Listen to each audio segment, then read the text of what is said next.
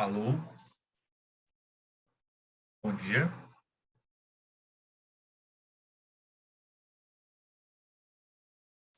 Não fui eu que encerrei a aula, não, né? Bom dia. Bom dia.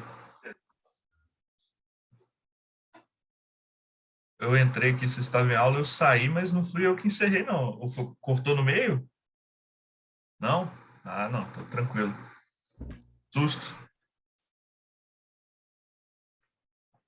Porque sempre que eu entro e tem alguém, bom dia, eu fico, aí ele encerra a aula e eu saio, eu tenho que entrar de novo. Já vou sair.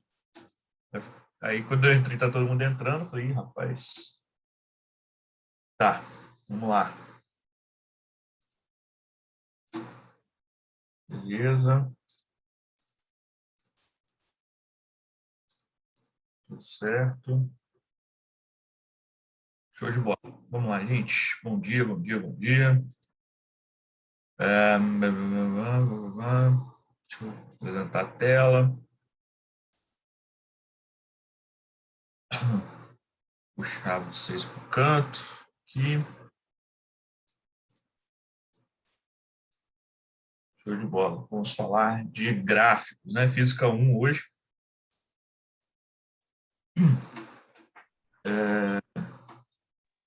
E aí, bom, vou falar dos gráficos de movimento uniforme. Aí eu vou falar de movimento uniformemente variado. Não sei se vai dar tempo de entrar também nos gráficos de MUV, né? Espero que dê. Deixa eu abrir o chat. Deixar no esquema. Bom, de qualquer forma, né, a gente vai até onde dá. Vamos lá. Seguinte, então na aula passada, né, só para relembrar, a gente começou a falar sobre o movimento uniforme, o movimento retilíneo uniforme. Falamos um pouco, né, mostramos de onde vem aqui a função horária da posição. Aí a gente começou a discutir o processo de encontro de móveis, né, e a velocidade relativa entre esses móveis. Então, quando o movimento de um não interfere no outro, eu consigo calcular uma velocidade relativa entre dois corpos, que é uma velocidade de um em relação ao outro, né?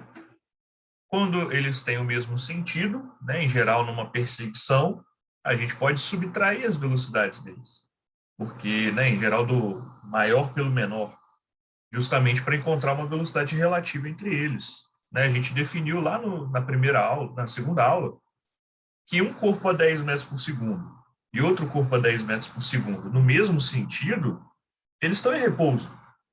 Então, existe uma velocidade que depende do referencial, que a gente chama de velocidade relativa.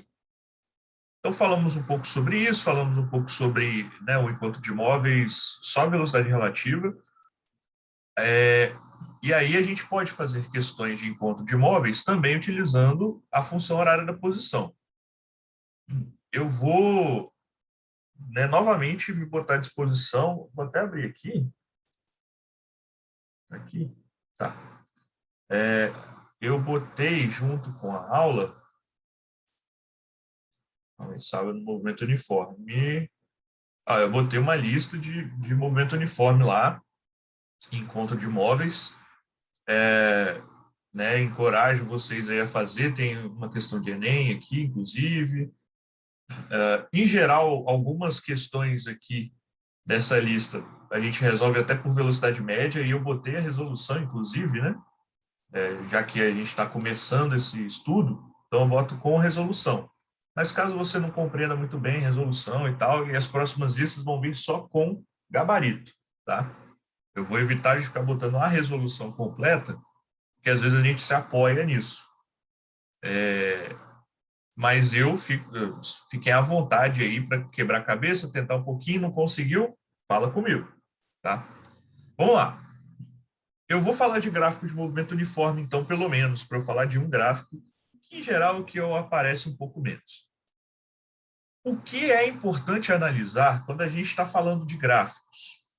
Algumas informações. A primeira e mais importante delas é identificar os eixos que a gente está trabalhando, o A e o B. A gente tem que saber quem é A e B. teve uma dúvida esses dias aí, são tantas que eu nem sei aonde que foi, que era uma questão de gráfico, e foi por causa da análise do eixo que a aluna estava com alguma dificuldade. Eu não lembro especificamente quem foi, mas eu acho que era por causa da análise do eixo. Se você lembrar quem foi a Gabriela, não lembro.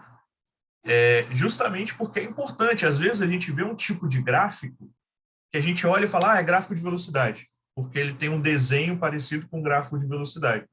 E quando a gente vê, na verdade, é um gráfico de posição. Então, ou então, no caso mais raro, nos vestibulares militares, a gente sempre está acostumado na física a trabalhar gráficos, sei lá, velocidade por tempo. Aí lá no vestibular militar ele bota posição por velocidade, um gráfico totalmente maluco, que a gente não está acostumado a ver. Então é importantíssimo identificar os eixos, tá? E outras informações que a gente sempre quer saber de gráficos, né?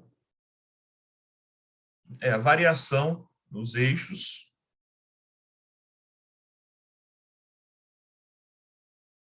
Então, eu quero olhar um eixo para fazer uma análise do que está acontecendo. Em geral, é importante saber quem é o delta A e quem é o delta B. O delta A aqui, A2y menos A1y, e o delta B, B2x menos B1x, né? Então, a variação nos eixos também é importante. A gente entender o que está acontecendo, qual é o tamanho da variação. Outra coisa interessante, muitas vezes, para nós, para estudarmos gráficos, é sabermos a inclinação.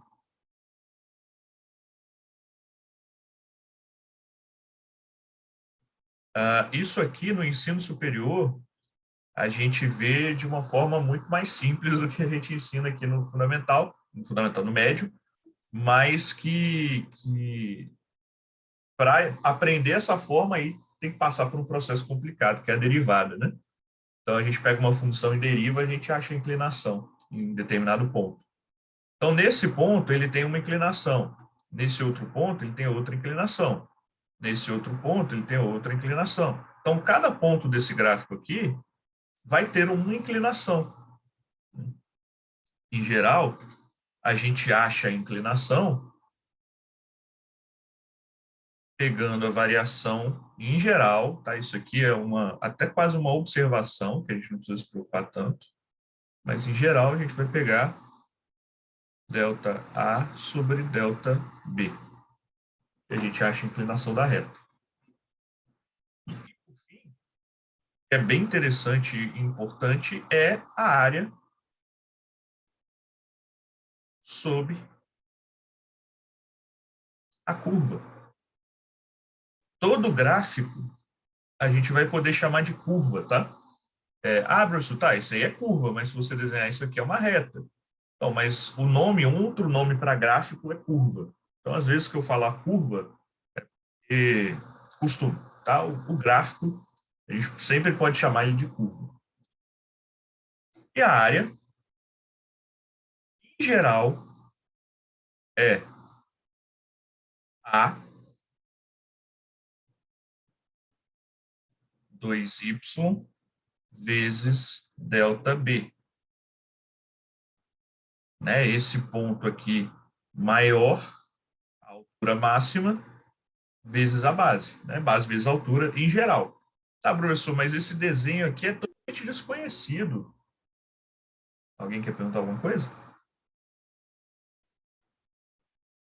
Professor, esse desenho é totalmente desconhecido. Tá, não, isso aqui é uma generalização. Tá? Na verdade, de novo, é uma ferramenta de ensino superior que a gente usa para calcular a área aqui, que é integral. Então, essa curva aqui, por exemplo, é impossível de você calcular a área com as ferramentas de cálculo que a gente tem hoje. Mas isso vale para tudo, né? Então, por exemplo, no gráfico de velocidade por tempo, né, de movimento uniforme, a velocidade ela é constante. Né? Para ser um movimento uniforme, o V precisa ser constante. Logo, como a gente determina e demonstra um gráfico de velocidade por tempo com a velocidade constante? Ora, simples. Faz uma linha reta, paralela ao eixo do tempo. A todo instante que eu olho para a velocidade, ela é, por exemplo, 10 metros por segundo. A todo instante. Então, no instante 1, a velocidade é 10. No instante 2, a velocidade é 10. No instante 3, a velocidade é 10. Faz sentido. Como também a gente pode falar que a todo instante a velocidade é menos 2. Então, eu posso ter tanto um gráfico com a velocidade positiva quanto com a velocidade negativa. Quando a velocidade é menor que zero, a gente tem um movimento retrógrado. Toda vez que a velocidade é maior do que zero, a gente tem um movimento progressivo. Então, a velocidade é positiva, o movimento é progressivo, a velocidade é negativa, o movimento é retrógrado. A propriedade que a gente pode utilizar aqui é uma propriedade de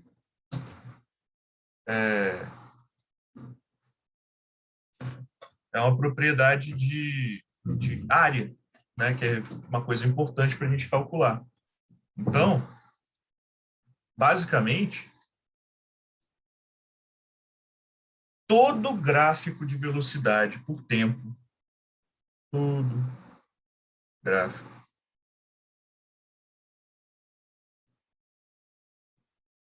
de velocidade por tempo na cinemática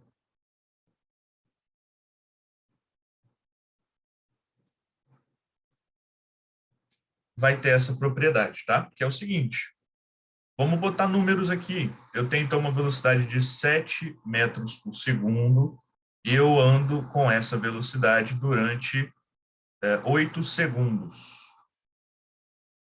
E eu quero saber qual foi o meu deslocamento. Se eu fosse aplicar o sorvete, né? Sorvete S é igual a S0 mais V vezes T.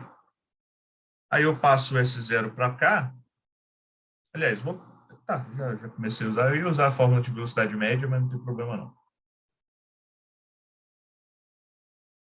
Então, ΔS vai ser igual ao quê? Velocidade vezes tempo. Ora, então eu posso já aplicar, né? O ΔS vai ser igual a 7 vezes 8, que é igual a 56 metros. Por curiosidade, eu vou vir aqui calcular a área sob o gráfico, né?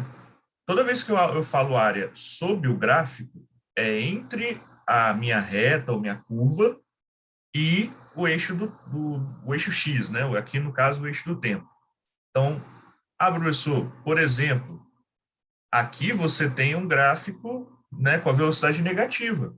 Qual que é a área abaixo da curva? Né, sob, abaixo. Ainda continua sendo essa daqui, ó.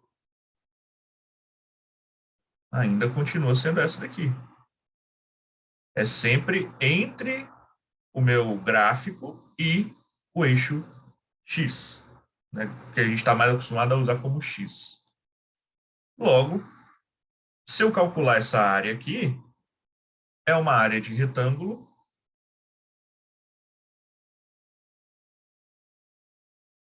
Então, a gente calcula a área como base vezes a altura. A base é 8, a altura é 7.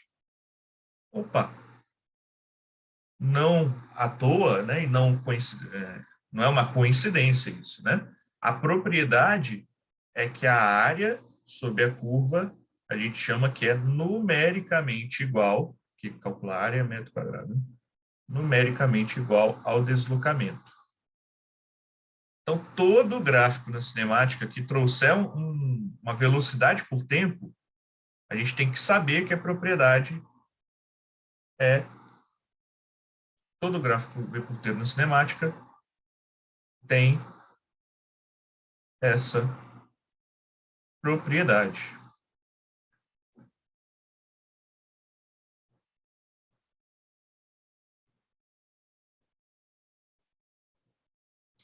Todos, tá?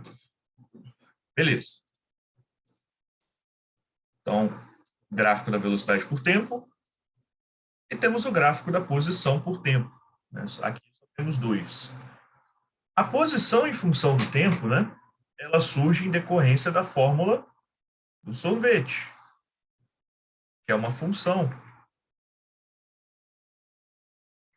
Não sei se na matemática vocês já revisaram ou estudaram função aqui na Provest, com o Eduardo, não sei se vocês têm aula com o Wilson, mas...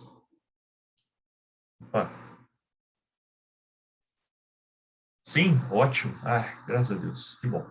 Então, que aí menos coisa para eu relembrar. A gente pode escrever aqui embaixo uma função de primeiro grau e vai ser idêntico à função de baixo, né?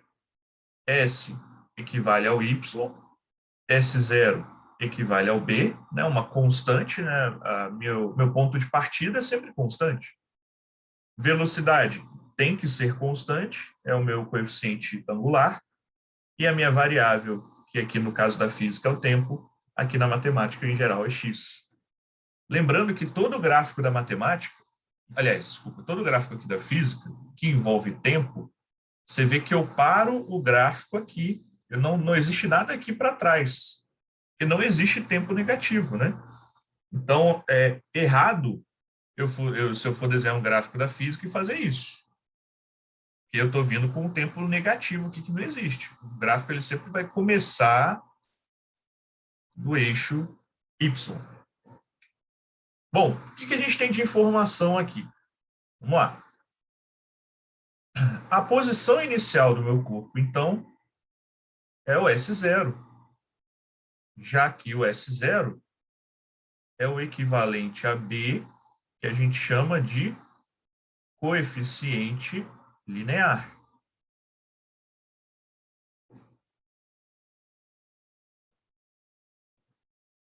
Linear. Então, nós temos aí no caso o B, que é o coeficiente linear, ele é o cara que corta nosso eixo Y, e aqui no caso faz sentido, né? No tempo igual a zero, quando eu apertei o cronômetro, eu estava na posição inicial S0. O V, que é a velocidade, e aí é a partezinha um pouquinho mais chatinha, é o A, que é o coeficiente angular.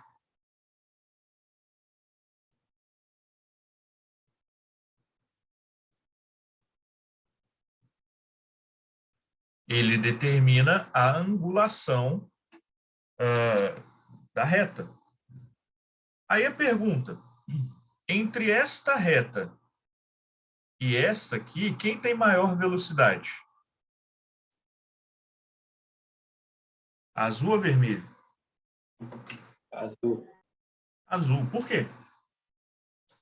Porque a cada segundo, a cada unidade de tempo, ele está deslocando mais uma unidade de distância, né? Exatamente, né? A gente pode ver que por mais que eles não tenham partido, né? Acho que aqui ficaria até mais simples de analisar, ó. Saindo da mesma posição inicial, com o passar de um segundo, esse cara de vermelho vai estar na posição zero e o azul já vai estar lá no positivo. Passar mais um segundo, vai estar na posição, sei lá, 1, e o azul vai estar lá em cima já. Agora, isso é um pensamento físico excelente. O pensamento matemático é um pensamento de que o coeficiente angular, que é o A, é o cara que determina a inclinação da reta, né? Então, nesse caso aqui, ó, deixa eu continuar de roxo.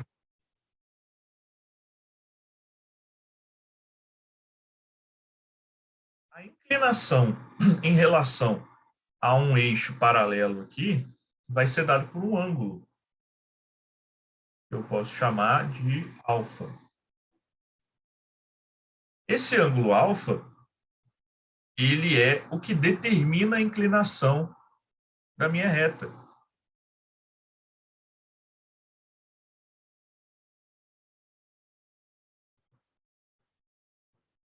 Alfa. Ele é o cara que determina a inclinação da minha reta. Ora, vamos lá. O alfa eu posso calcular como?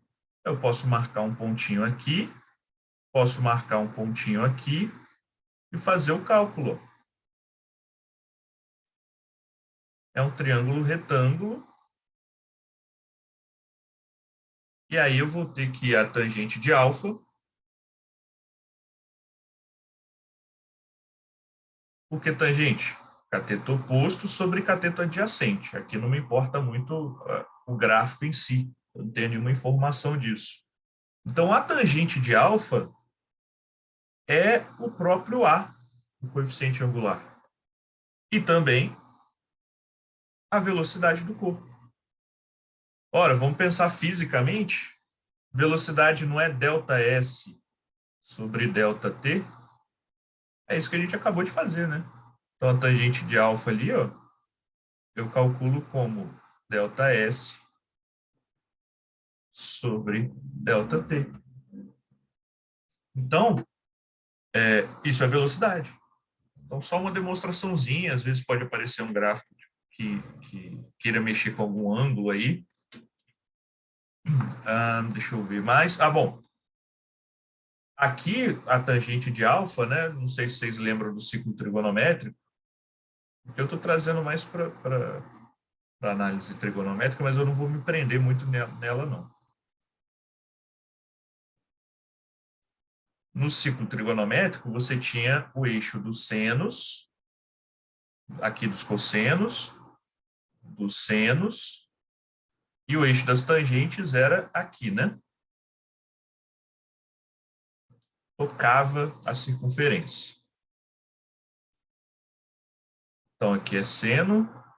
Quando eu estou sem sono, eu estou em pé. Quando eu estou com sono, eu estou deitado. Para lembrar qual eixo é de qual. A tangente,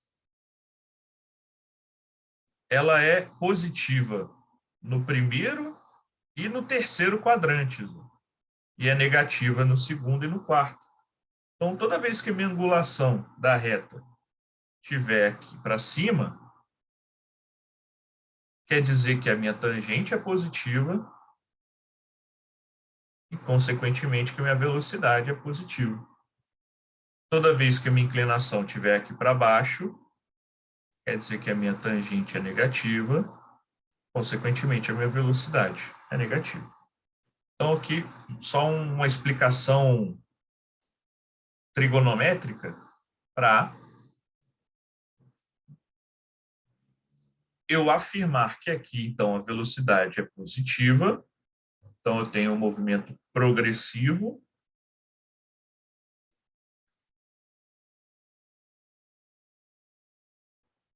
e aqui a velocidade é negativa,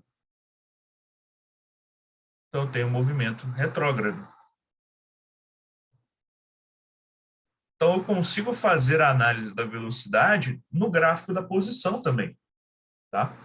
Mas de resto, a gente não tem propriedade aqui não, nesse gráfico, tá? Então não tem nenhuma propriedade específica dele, né, que só ele vai ter e tal. Beleza, vamos lá. Aí a gente entra no movimento uniformemente variado. Então, o movimento uniforme ele é um movimento mais simples, né?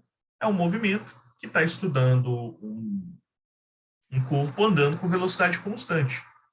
Agora, a velocidade ser constante não é uma coisa simples, né? Até, pô, quem dirige aí, ou quem pedala, ou quem caminha na esteira, manter a velocidade constante não é uma coisa simples.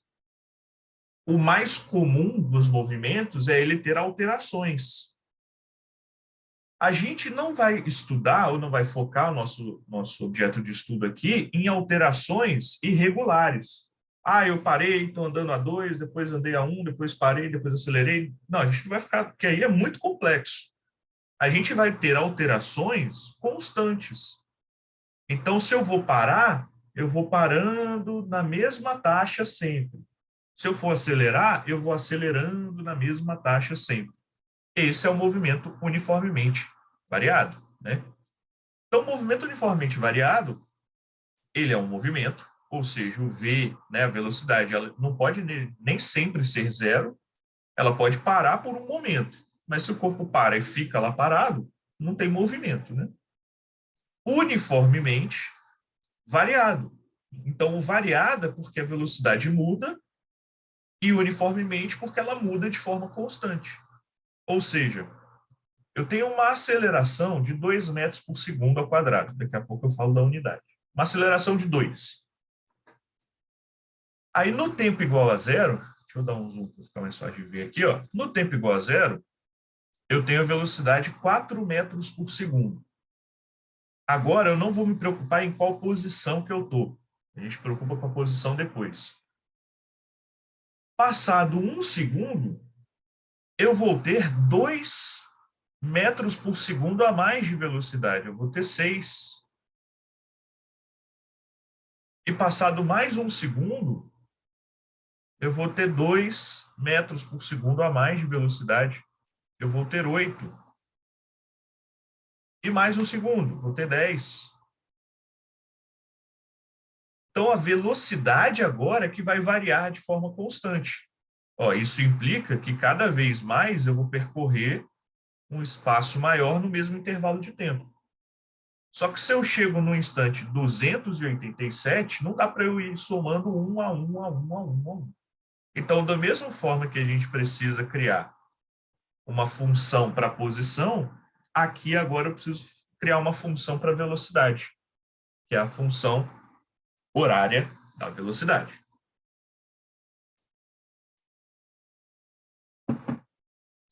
Então, o conceito aceleração, ele também está no nosso dia a dia, né? Pô, acelera aí, velho, vamos embora, estamos atrasados. Ó, freia o carro, olha ali na frente, tem um motoqueiro e tal, isso aqui. Então, a aceleração, o conceito está no nosso cotidiano. A aceleração, ela vai quantificar a mudança de velocidade em determinado tempo. Se a gente estivesse no 9º ano, eu ia falar que a aceleração é que faz a velocidade mudar, né? Mas no primeiro, às vezes eu falo isso no comecinho, para simplificar. Como aqui a gente está fazendo uma revisão, a aceleração não faz nada. A aceleração é o resultado de uma ação. Alguém sabe que ação é essa que resulta em aceleração? Força. Força. Ai, o coração até bate mais forte, velho. Caraca, vou chorar. Isso, força. Então, as forças é que são as responsáveis por gerarem aceleração. E, consequentemente, para eu aplicar uma força, eu preciso ter um tipo de energia. Então, olha só como é que a física vai crescendo, né? A gente vai ampliando o conceito para uma mesma ideia. Eu vou fazer aqui esse ano um mesmo desenho, acho que 4 vezes. Um para falar de gravidade, outro para falar de força-peso, outro para falar de energia potencial gravitacional e outro para falar de gravitação. Então, um mesmo desenho, eu vou representar 4 situações que só vão aumentando o nível de dificuldade, né? Essa é a escadinha que a gente vai fazer. Então, a aceleração escalar média, ela vai quantificar, ela vai dar um valor para a variação de velocidade em um determinado tempo. A gente então consegue calcular como ΔV sobre ΔT. O ΔV é a variação de velocidade, o ΔT é a variação de tempo e a aceleração escalar média, o AM. A gente aqui ainda está usando como escalar, tá? Porque ainda não tem necessidade de ser vetorial. Daqui a 2 aulas a gente já deve ver vetores e aí o mundo muda um pouquinho. A unidade de aceleração é a unidade de velocidade dividido pela unidade de tempo. Isso dá metros por segundo ao quadrado no Sistema Internacional de Unidades. O caso da velocidade, da aceleração, ele é o mais claro de ficar aparecendo só metros por segundo ao quadrado. É muito raro aparecer quilômetros por hora ao quadrado, decímetros por, sei lá, dia ao quadrado. É muito raro aparecer outras unidades, né, diferente da velocidade. Então, aqui, Quando a gente estiver fazendo uma questão de movimento variado, e aí você tiver a aceleração em metros por segundo ao quadrado e a velocidade em quilômetros por hora, você transforma a velocidade. Passa a velocidade para metros por segundo, porque a gente tem uma forma já de fazer isso, né? Que é o dividir por 3,6. A aceleração ela não tem um macete para conversão, beleza? Então, a aceleração de 1 metro por segundo ao quadrado quer dizer que a cada segundo a sua velocidade vai, no caso aqui positivo, vai aumentar em 1 metro por segundo. As equações do movimento uniformemente variado, então, são três. A função horária da velocidade, a função horária da posição e a equação de Torricelli, tá? Em geral, conforme a gente vai treinando, a gente vai aprendendo qual usar. Mas quando eu tenho tempo e tenho a velocidade final fornecidos, eu vou usar o famoso vovó atrás do toco, né? Vovó atrás do toco, você atrás do Thomas, pode ser, quem sabe. Vovó. Então, em geral, eu vou chamar, ó, vamos usar um vovó. Quando eu tenho tempo e velocidade final. O que não pode ter é velocidade final, inicial e deslocamento. Onde que eu vou achar o deslocamento aqui? Aí a gente tem o famoso sorvetão, quando eu tenho a posição ou deslocamento e o tempo fornecidos. Aí eu uso sorvetão, né? Posição final é igual a posição inicial, mais velocidade inicial vezes o tempo, mais aceleração vezes o tempo ao quadrado sobre 2. Sorvetão. E a equação de Torricelli não é função, tá? Então, basicamente, o que a gente faz? Eu pego o tempo, isolo, jogo nessa fórmula aqui do sorvetão e eu tenho essa aqui como resposta, tá? Equação de Torricelli, que é o v ao quadrado, né? Velocidade final ao quadrado, é igual a velocidade inicial ao quadrado, mais 2 vezes a vezes o deslocamento. Essa é o sem tempo, irmão, né? Quando a gente não tem tempo envolvido na conta, ou eu não quero calcular o tempo, ou eu não te forneci o tempo. Então, o carro deslocou 20 metros, saindo de uma velocidade de 10 metros por segundo, parando, né, freando até parar, qual é a aceleração? Não falei de tempo em momento nenhum, a gente usa a equação de Torricelli de uma maneira geral, né? Rapaz, frenético. Bom, pelo menos aqui o gráfico da aceleração vai dar para falar do movimento variado. Nos gráficos de movimento uniformemente variado, aqui, gente, na cinemática principalmente, eu estou acelerando para a gente ter tempo de fazer as discussões teóricas. Cinemática é prática, é treino. Hoje vai ter outra lista para vocês. Tem que treinar, fazer questão bastante. Cinemática de todas as matérias da física é que mais envolve treino, tá? Então, treinem bastante, façam as questões. Eu devo encher a paciência de vocês com questão de cinemática, que é necessário mesmo. Depois a gente ganha tempo para discutir forças, discutir energia, discutir hidrostática. São coisas um pouco mais complexas e com uma teoria um pouquinho maior por trás. Aqui não tem muita teoria, é aplicação de fórmula. Bom, o gráfico da aceleração por tempo, ele também, né, como o movimento variado, ele tem que ter a aceleração constante, então eu vou ter que uma aceleração positiva vai simplesmente ser uma reta paralela ao eixo do tempo. Então, né, a reta, aqui no caso, se o movimento continua acontecendo, né, infinita. E se a aceleração é negativa, eu também tenho uma reta infinita, só que abaixo do eixo do tempo. É importante a gente ter cuidado, tá? Movimento acelerado é diferente de movimento progressivo. O movimento progressivo ele acontece quando a velocidade é positiva. Independente se eu estou acelerando para o positivo ou se eu estou freando. Se eu estou com a velocidade positiva, o movimento é progressivo.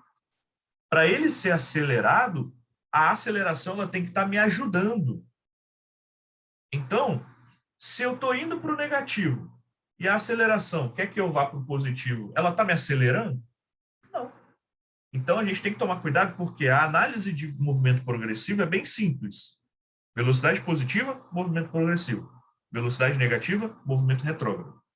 Pronto.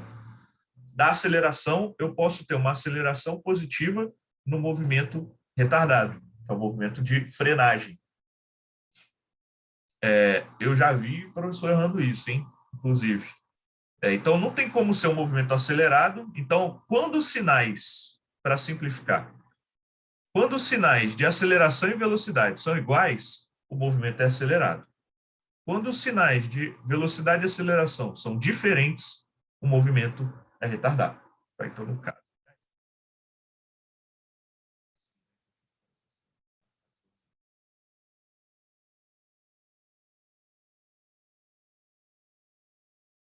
Aceleração positiva, velocidade positiva, movimento acelerado, negativo, negativo, acelerado. A propriedade do gráfico de aceleração por tempo também envolve a sua área, né? Por isso que eu falei lá no começo que a área é um negócio que é importante para a gente aqui no estudo. A propriedade, eu já vou aplicar direto aqui.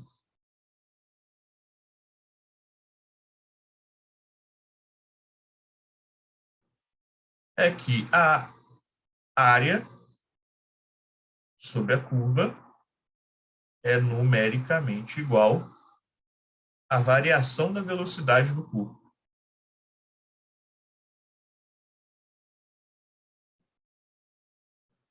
Então, se eu quero saber quanto a minha velocidade variou, eu calculo a área embaixo da curva aqui. 29, tá. Bom, então na próxima aula a gente fala de movimento do gráfico da velocidade por tempo, do gráfico da posição por tempo, aí a gente encerra os gráficos. Aliás, isso aqui eu fiz no outro programa, ficou mais bonitinho. Hoje eu vou passar uma lista, então, de movimento variado, tá? Aí eu vou deixar a lista de gráficos para quando a gente terminar esses dois. Aí eu vou passar a lista de gráfico com força, porque o Enem é fã. E aí é bom que vocês treinam a interpretação de gráfico. Então, a primeira lista vai ser de movimento uniformemente variado, tá? O MUV. Qualquer coisa, semana que vem eu passo uma outra. E tem que ser. Cinemática tem que treinar. Fiquem à vontade para mandar mensagem, tanto no WhatsApp, lá vocês me acham, quanto no Google Sala de Aula também. Postar lá. Pode falar.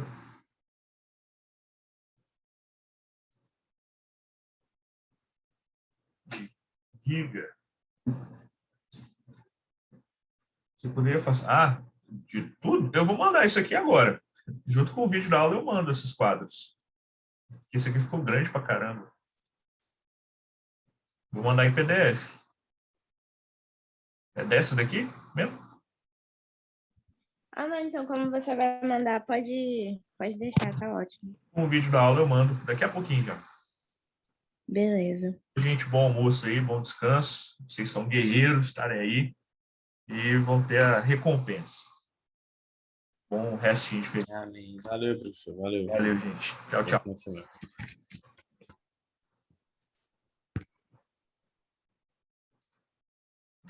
Tchau, tchau, gente. Valeu!